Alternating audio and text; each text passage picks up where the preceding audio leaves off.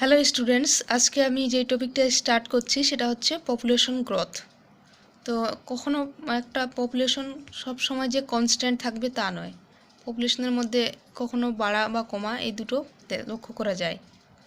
তো এই পপুলেশন বৃদ্ধির জন্য বিভিন্ন রকমের শর্ত কাজ করে, যেমন বিভিন্ন রকমের জীবজ বা অজীবজ যে উপাদানগুলো আছে, যেমন উপযুক্ত আলো, অনুকূল তাপমাত্রা, তারপর বিভিন্ন পরিবেশ, উচ্চ জনন হার, সেগুলো মানে একটা পপুলেশনের বৃদ্ধির জন্য সহায়ক এবং একটা পপুলেশনকে নানাভাবে প্রভাবিত করে এবং পপুলেশনের যে ডেনসিটি বা ঘনত্ব আছে সেই ঘনত্বটাকে প্রভাবিত করে।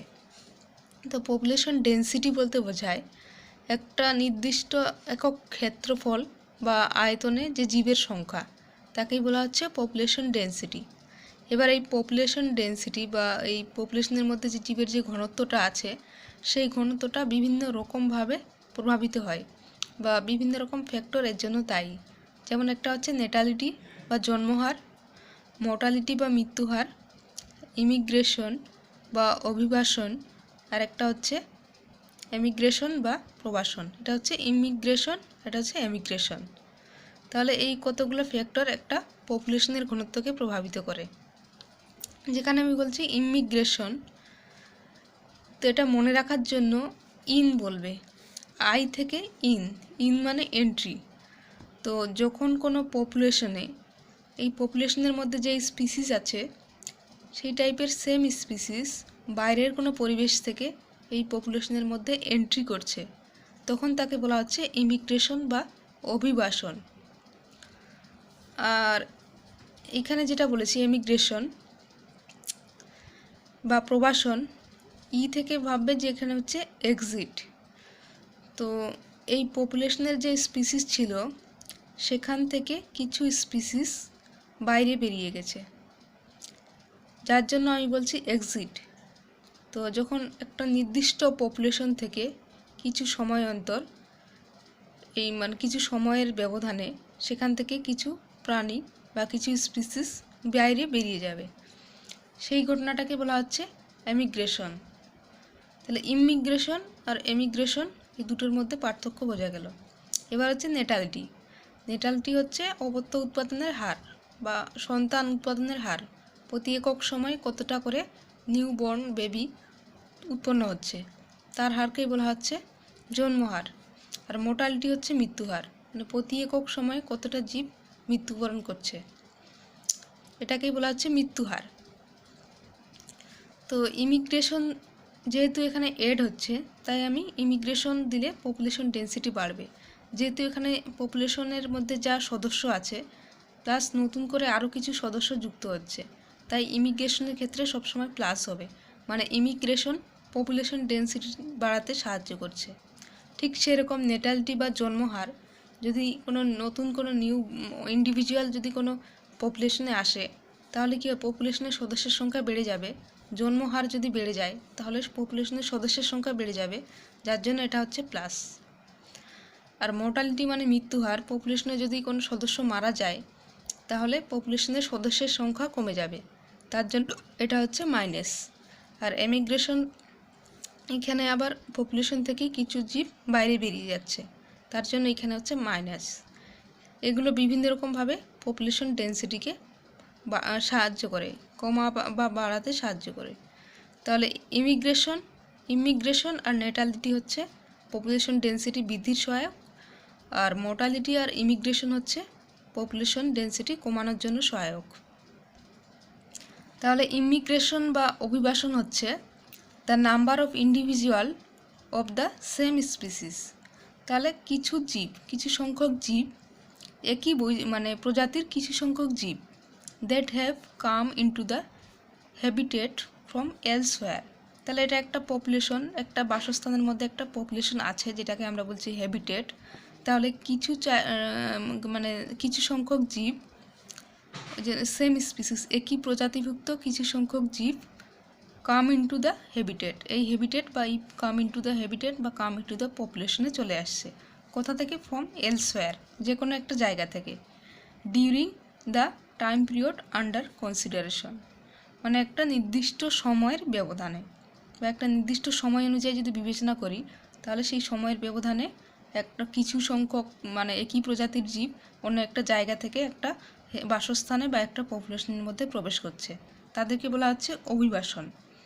মানে জীব এক স্থান থেকে অন্য স্থানে মানে যেখানে স্থায়ীভাবে বসবাসের জন্য একটা পপুলেশনে চলে আসছে। তাহলে এখান থেকে একটা জীব পপুলেশনের মধ্যে এন্ট্রি করলো, এটাকেই বলা হচ্ছে ইমিগ্রেশন। আরেকটা হচ্ছে এমিগ্রেশন বা প্রবাসন। তো এইখানে বলা হয়েছে মানে emigration is the number of individuals of the population. এই যে পপুলেশন একটা আছে, এই পপুলেশনের মধ্যে যে ইন্ডিভিজুয়াল আছে, যে প্রতিটা জীব আছে বা সদস্য আছে, তারা ওই জন্য বলছে number of individuals of the population, মানে এই পপুলেশনের কিছু সংখ্যক জীব who left from the habitat, যারা এই হ্যাবিটেট থেকে, এই বাসস্থান থেকে বা এই পপুলেশন থেকে ছেড়ে দিয়ে চলে যাচ্ছে।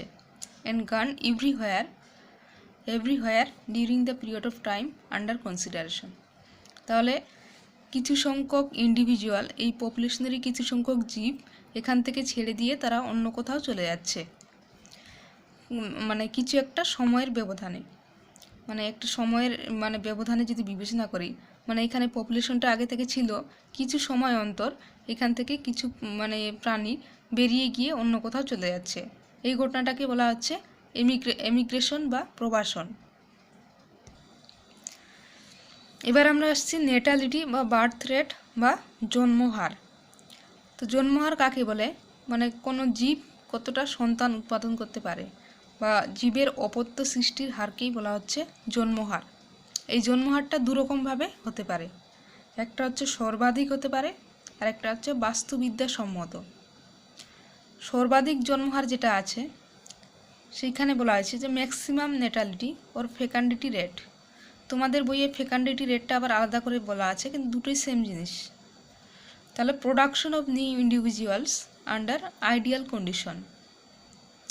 তাহলে মানে কোনো নতুন কোনো জীবের উৎপাদন আন্ডার আইডিয়াল কন্ডিশন মানে হচ্ছে একটা আদর্শ একটা শর্তের সাপেক্ষে, which means that there is no ecological limiting factors and reproduction is limited only by physiological factor. তাহলে এখানে কোনো ইকোলজিক্যাল লিমিটিং ফ্যাক্টর নেই। ইকোলজিক্যাল লিমিটিং ফ্যাক্টর বলতে বোঝাচ্ছে ওই প্রাণীটা বা ওই স্পিসিসটা মানে ইকোসিস্টেম থেকে, বাস্তুতন্ত্র থেকে বা পরিবেশ থেকে যা যা পায়, বাসস্থান, খাদ্য, তারপর আলো, সেগুলো যদি পর্যাপ্ত পরিমাণে থাকে, মানে তার বেঁচে থাকার জন্য সে পরিবেশ থেকে যা যা কিছু পায় সেগুলো যদি কোনো পর্যাপ্ত পরিমাণে থাকে, সেগুলো পাওয়ার জন্য তাকে যদি কোনো মানে কম্পিটিশন করতে না হয়, এবং মানে সেগুলো পর্যাপ্ত পরিমাণে থাকলেই ওই যে বলছে নো ইকোলজিক্যাল লিমিটিং ফ্যাক্টর, সেগুলোর মধ্যে যেন কোনো লিমিটেশন না থাকে। মানে ইকোলজিক্যাল যে ফ্যাক্টরগুলো আছে, biotic factor and abiotic factor, সেগুলো যেন মানে আনলিমিটেড থাকে।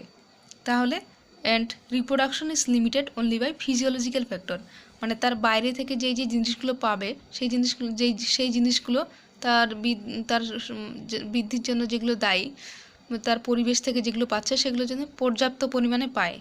And reproduction is limited only by physiological factor, এবং সেই যে রিপ্রোডাকশনটা আছে, যে প্রজননটা হবে, সেটা অনলি বাধাপ্রাপ্ত শুধুমাত্র একটা কারণেই বাধাপ্রাপ্ত পেতে পারে, সেটা হচ্ছে ফিজিওলজিক্যাল ফ্যাক্টর। মানে ওই যে জীবটা আছে তার মধ্যে যদি কোনো ডিজিজ থাকে বা তার মধ্যে যদি নিউট্রিশন কম থাকে, সেই ফ্যাক্টরগুলো যদি বাধা দেয় তাহলেই, বা সে যদি মানে সন্তান গ্রোথ করতে সক্ষম না হয়, সেই ফ্যাক্টরগুলো থাকলে শুধুমাত্র বাধাপ্রাপ্ত হয়, তাছাড়া মানে পরিবেশের যে কারণগুলো আছে সেগুলো পর্যাপ্ত পরিমাণে থাকবে। তাহলে এইটুকু বলা যায় যে বাধা প্রদানকারী শর্তের অনুপস্থিতিতে কোনো প্রজাতি যে সর্বাধিক নতুন অপত্য সৃষ্টি করতে পারে তাকেই বলা হচ্ছে maximum absolute or fecundity rate of natality. এবার ইকোলজিক্যাল নেটালিটি বলতে বোঝায় যে সেইখানে কোনো মানে বাস্তুতন্ত্রের যতগুলো শর্ত আছে সব শর্তের উপস্থিতিতে পপুলেশনের যে জন্মহার তাকেই বলা হচ্ছে বাস্তববিদ্যাগত মানে বাস্তব জন্মহার। তো এখানে বলা হয়েছে যে ইট is the population increase under an actual existing and specific condition. তাহলে নর্মালি কি হয়, একটা পপুলেশনের মধ্যে মানে একটা পরিবেশের মধ্যে যে জীব থাকে তাকে অবশ্যই নানা রকমের বাধার সম্মুখীন হতে হয়, তাকে জীবন চালানোর জন্য নানা রকমের প্রতিযোগিতার সম্মুখীন হতে হয়। বাসস্থান পর্যাপ্ত পরিমাণে থাকে না বা পর্যাপ্ত পরিমাণে খাবার থাকে না, তো সেগুলো না পাওয়ার জন্য সেগুলোকেই বলা হচ্ছে মানে বাধা প্রদানকারী যে শর্ত। তো Das it takes into actual under actual, মানে এটা হচ্ছে একটা পপুলেশনের ইনক্রিজ আন্ডার অ্যাকচুয়াল, এটা কিন্তু আসল, এবং এক্সিস্টিং মানে এটাই টিকে থাকে, এবং স্পেসিফিক কন্ডিশন একটা নির্দিষ্ট একটা শর্তের সাপেক্ষে এই গ্রোথটা হয়, মানে এই নেটালিটিটা হয়। Das it takes into account all possible existing environmental condition. তাহলে এটা হতে গেলে যত রকমের এনভায়রনমেন্টাল পরিবেশগত যে কন্ডিশনগুলো আছে সবগুলোই প্রেজেন্ট থাকবে এবং তার মধ্যেই সন্তানের জন্ম হবে। যেমন দেখা গেল ইন্ডিয়াতে ভারতের পপুলেশনে মানে জনসংখ্যা খুব বেশি, তো চায়নাতে আরও বেশি ছিল, যার জন্য চায়নাতে বলেছিল যে প্রতিটা বাড়ি থেকে একটা করে শিশু নেবে, কারণ সেখানে পর্যাপ্ত পরিমাণে খাবার পাওয়া যাবে না। যদি পপুলেশন বেড়ে যায়, পপুলেশন ডেন্সিটি যদি খুব বেড়ে যায়, তাহলে অতটা যোগান দেওয়া সম্ভব হবে না। তার জন্য কি হয়, তার জন্য চায়নাতে বলেছে যে প্রতিটা বাড়িতে একটা করে বেবি নিতে, বা কারো যদি ঠিকঠাক টাকা পয়সা না থাকে তো বেশি সন্তান নিতে পারবে না, কারণ বেশি মানে যদি জনসংখ্যা বেশি হয় তাহলে তাদের জন্য বেশি খরচ হবে, তাদের জন্য বেশি রিসোর্স মানে বিভিন্ন রকমের ইকোলজিক্যাল যে রিসোর্সগুলো আছে সেগুলো লাগবে। তো সেই জন্য ইকোলজিক্যাল নেটালিটিতে যে বার্থ রেটটা কম, কিসের তুলনায় যে সর্বাধিক যে জন্মহার ছিল ম্যাক্সিমাম নেটালিটি, সেইখানে কোনো বাহ্যিক টাকা পয়সা সব কিছু ইকোলজিক্যাল কন্ডিশন সব কিছু অ্যাভেলেবেল আনলিমিটেড, বাট এইখানে লিমিটেড আছে, তার জন্য এর বার্থ রেটটা অ্যাবসলিউট যে নেটালিটি ছিল তার থেকে কম। তো এটা হচ্ছে নেটালিটির একটা গাণিতিক expression, del N N by del T. এটা হচ্ছে অ্যাবসলিউট নেটালিটি রেট বা সর্বাধিক জন্মহার, যেটাকে আমরা রিপ্রেজেন্ট করি del N capital N and into small N by del T. আর স্পেসিফিক নেটালিটি রেট বা নির্দিষ্ট জন্মহার সেটাকে আমরা রিপ্রেজেন্ট করি del N into N by N del T, বা specific natality rate, that is natality rate per unit of population. মানে একটা পপুলেশনের মানে প্রতিটা জীবের সাপেক্ষে যে জন্মহার, প্রত্যেকটা জীবের সাপেক্ষে যদি আমরা জন্মহার দেখি, সবার জন্মহার বাটা সমান নয়, তো সেই অনুযায়ী নির্দিষ্ট পপুলেশনের জীবের সাপেক্ষে জন্মহারটাকে আমরা এই মানে এটা দিয়ে রিপ্রেজেন্ট করি, যেখানে এন হচ্ছে কি ইনিশিয়াল নাম্বার অফ পপুলেশন, মানে জীবের প্রারম্ভিক সংখ্যা, ওই পপুলেশনের জীবের প্রারম্ভিক সংখ্যা, আর এনটা হচ্ছে new individuals in the population, মানে একটা নির্দিষ্ট টি সময় পরে কতটা মানে নতুন জীব এসছে সেই পপুলেশনে, সেটাই বলা হচ্ছে পপুলেশনের নতুন জীবের সংখ্যা। টাইম হচ্ছে টি, আর ডেল্টা হচ্ছে পরিবর্তনের হার, কতটা পরিবর্তন হয়েছে। এবার আমরা আসছি মর্টালিটি বা ডেথ রেট বা মৃত্যুহার। তো মৃত্যুর হার বলতে বোঝায় যে পপুলেশনের মধ্যে কোনো জীব যদি মারা যাওয়ার ফলে পপুলেশনের যে প্রারম্ভিক যে সংখ্যাটা ছিল তার থেকে মানে অন্তিম যে সংখ্যাটা আছে সেটা অনেকটা কমে যায়, এবং এই কমে যাওয়াটা মানে একক আয়তনের সাপেক্ষে এই কমে যাওয়ার সংখ্যার মানটাকেই বলা হচ্ছে মৃত্যুহার। ইনিশিয়াল যা ছিল আর ফাইনাল যা হলো এর ফলে কমে গেল, যেহেতু মৃত্যু হয়েছে এখানে মাইনাস হয়েছে, এই কমে যাওয়াটা একক গড় আয়তন একটা নির্দিষ্ট একক আয়তন সাপেক্ষে এই সংখ্যার মানটাকেই বলা হচ্ছে মৃত্যুহার। তাহলে it represents the theoretical or minimum loss. তো এই মৃত্যুহারটাও দুরকমভাবে হতে পারে, একটা হচ্ছে ন্যূনতম মৃত্যুহার বা কার্যকর মৃত্যুহার, একটা হচ্ছে ইকোলজিক্যাল বাস্তুবিদ্যাগত মৃত্যুহার। তো ন্যূনতম বা কার্যকর মৃত্যুহারটা হচ্ছে it represents the theoretical minimum loss under ideal or non limiting condition, it is constant for a population.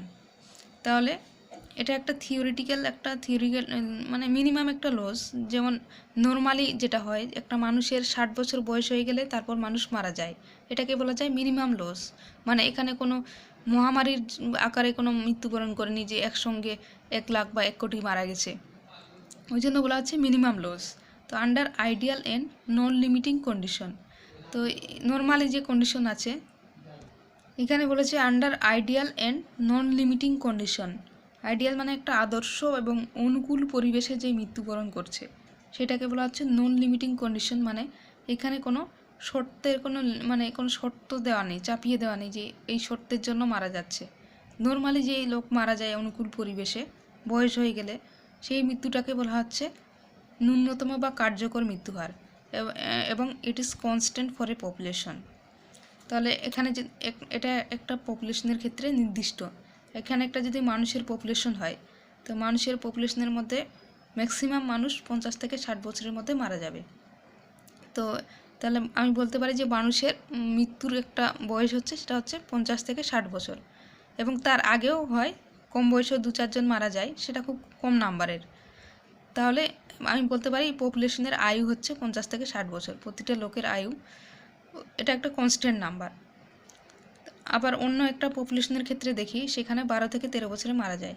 অন্য কোনো ছোট কোনো প্রাণীর ক্ষেত্রে যদি দেখি খুব কম বয়সে মারা যাচ্ছে, তাহলে এটা বিভিন্ন পপুলেশনের ক্ষেত্রে কনস্ট্যান্ট, মানুষের ক্ষেত্রে এক এক রকম, আবার অন্য একটা পপুলেশনের ক্ষেত্রে অন্যরকম। ওই জন্য বলেছে ইট is constant for a population, মানে এক একটা পপুলেশনের ক্ষেত্রে এটা নির্দিষ্ট এবং ধ্রুবক।